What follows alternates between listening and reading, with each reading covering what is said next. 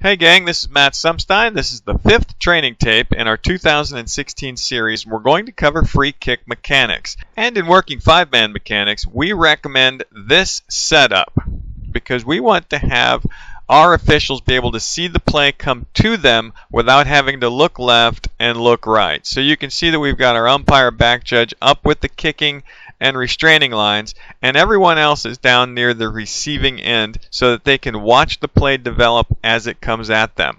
The view that we have here is the view that we're going to see on the video we'll be reviewing. This is from this week's game, so we have some work to do. You can see the back judge is on the 40. That means the kicking team all has to be within 5 yards of the 40, and they're not. I drafted that line there. You can see that everybody is behind the 40, or at least most of them are. Their entire bodies have to be within 5 yards of the kicking line.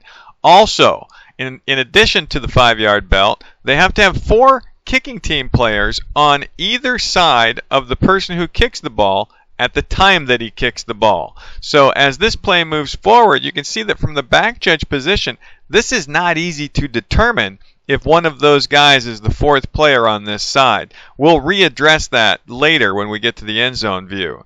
See, the receiver catches it, bobbles the ball, and then gets back up.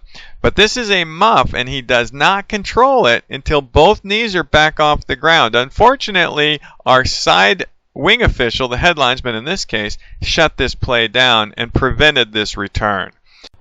Just make sure when you see those bobbles that you do not get on your whistle before you know he has possession with a knee on the ground. Now let's go back to this end zone view, and we can clearly see that there's 4 people on the left-hand side of where the kickers are placing the ball.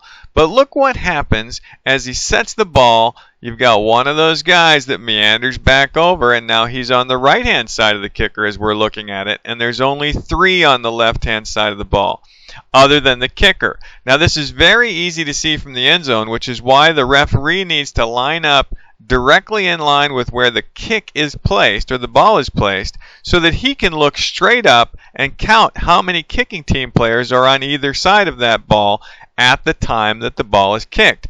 Now, because the referee is really the only person that can have a very clear view of this, and he's also the farthest away, he needs to be prepared to blow his whistle hard, get his flag in the air, and alert all of the other officials that the play is shut down. This is dead ball by rule, and we have to reset the kick.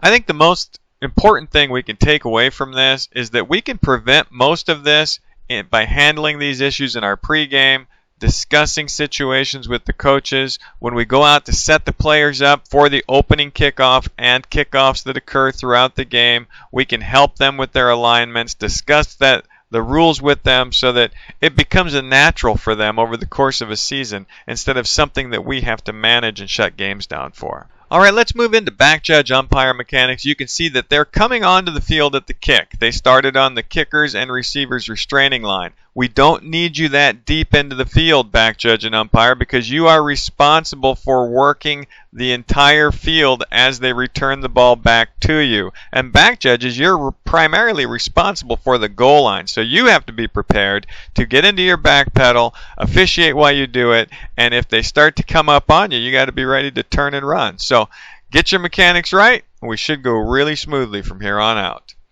Good luck this week, guys.